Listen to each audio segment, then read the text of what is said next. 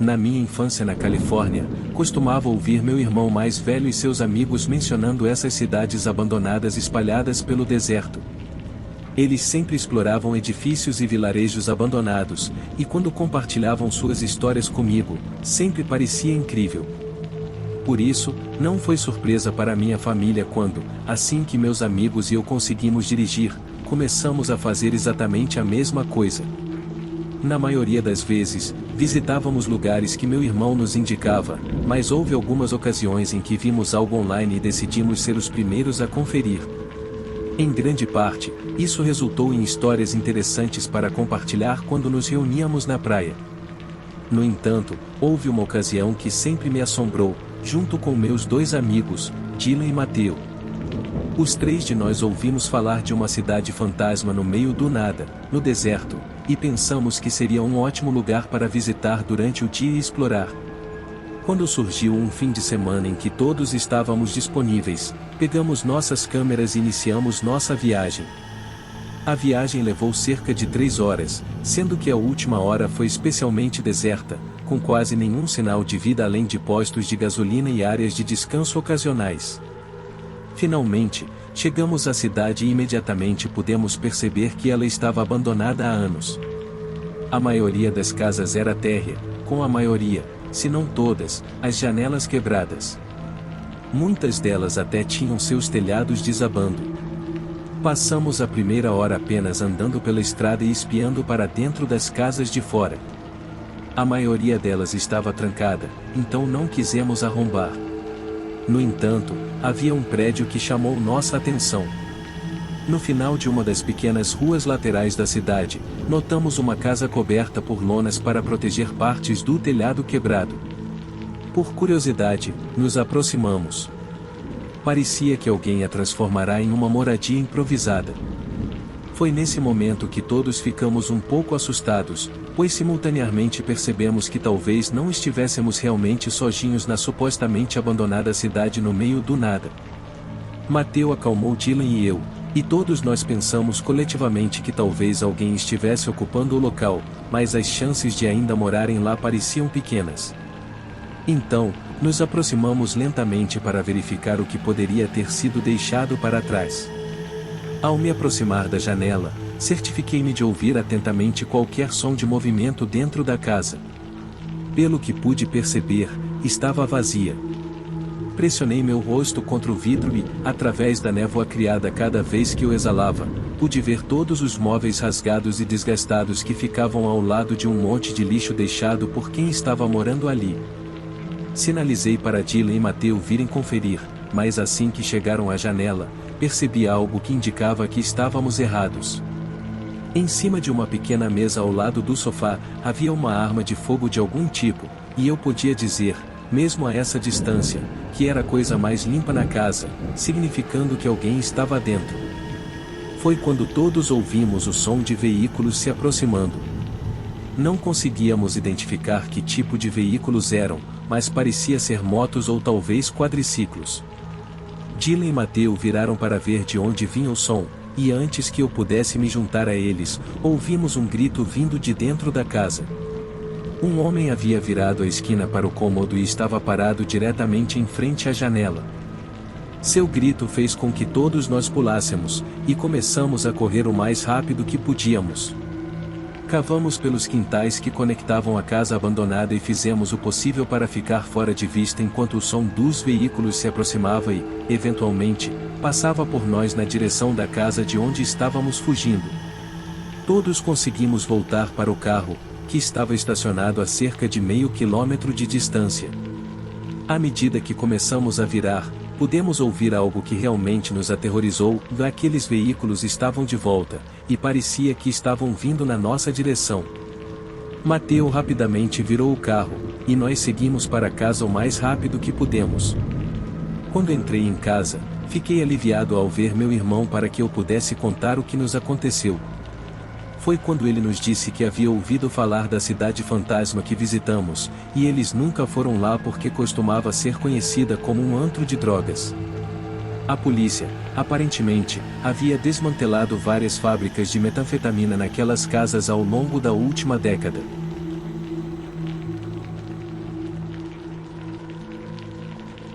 Um grupo de amigos e eu sempre tivemos o desejo de acampar no deserto de Nevada.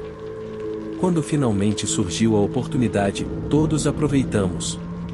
A viagem de acampamento duraria 3 dias, e nos certificamos de ter suprimentos em abundância para lidar com dias extremamente quentes e noites frias. A primeira noite foi indescritível. Dizem que o céu sobre o deserto à noite é algo de maravilha, mas nunca havia visto tantas estrelas na vida. No dia seguinte, passamos a maior parte do tempo caminhando pela área. Fizemos uma trilha que durou cerca de 2 horas antes de retornarmos ao acampamento e prepararmos nossa comida.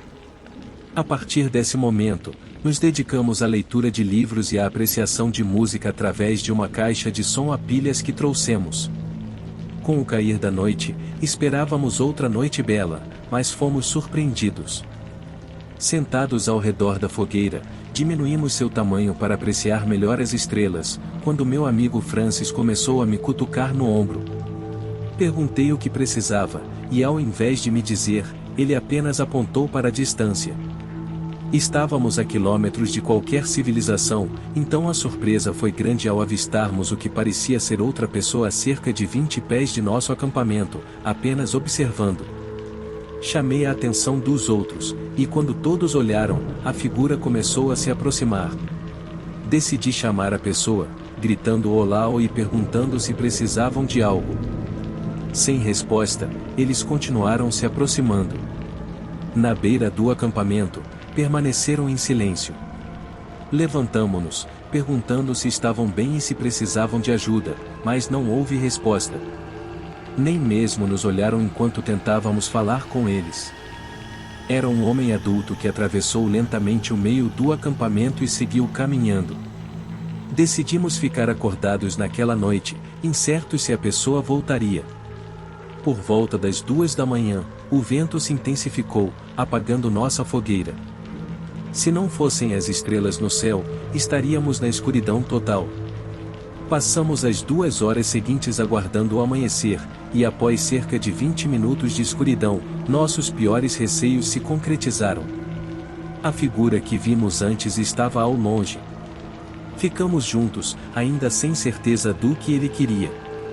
Em algumas ocasiões, ele se aproximou do acampamento, parecendo andar sem rumo. Era assustador, mas ele simplesmente não parecia ter interesse em nós.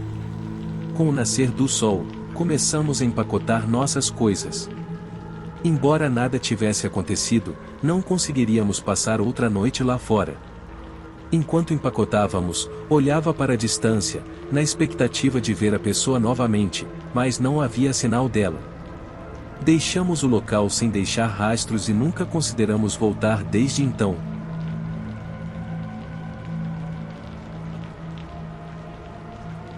Quando atingi os 27 anos, decidi que era hora de uma aventura e uma das coisas que sempre quis fazer era percorrer a trilha da Appalachia.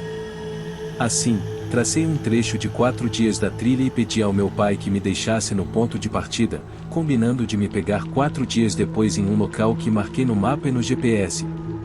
Ele ficou mais do que feliz em ajudar, e em pouco tempo, minha jornada começou. Os primeiros 2 dias transcorreram tranquilamente. Eu mantinha um ritmo constante e, por um tempo, parecia que eu poderia chegar ao ponto de encontro um dia antes. Isso não seria problema, pois eu acamparia e aproveitaria o dia para relaxar e ter uma boa noite de sono. Na metade do 3º dia, comecei a sentir que estava sendo seguido. Pensei que pudesse ser apenas algum animal, nada para me preocupar muito. No entanto, após jurar que ouvi movimentos atrás de mim, parei e olhei por cima do ombro. Foi aí que notei o que parecia ser uma pequena porção de pelos saindo de trás de uma árvore. Assim que o animal espiou na minha direção, pude claramente identificar a cabeça de um puma. Ele percebeu que eu estava observando e saiu correndo da trilha para a floresta. Fiquei confuso e preocupado, já que nunca havia encontrado um puma antes e estava praticamente no meio do nada. Não podia ficar parado por muito tempo, então decidi manter meu ritmo e continuar pela trilha. No entanto, cerca de 5 minutos após retomar a caminhada, senti novamente aquela sensação de ser seguido, e eu simplesmente sabia que era a verdade. Decidi que seria mais seguro encerrar minha viagem mais cedo do que tarde, então parei na trilha e rapidamente peguei meu mapa. Eu podia sentir os 2 olhos me encarando de trás da árvore em algum lugar. Simplesmente não podia perder tempo descobrindo qual era. Assim que olhei para o mapa, encontrei o local de coleta mais próximo e liguei para meu pai. Acho que ele pôde perceber o pânico em minha voz, pois me disse para me apressar até o estacionamento, onde ele me encontraria. Eu tinha uma corrida de 4 milhas pela frente, mas fiz o meu melhor para manter o ritmo. Tive que fazer algumas pequenas pausas para recuperar o fôlego, mas à medida que me aproximava do destino, aquela sensação de ser seguido desaparecia lentamente. Quando cheguei ao estacionamento, vi o carro do meu pai. Corri rapidamente até ele e expliquei o que aconteceu.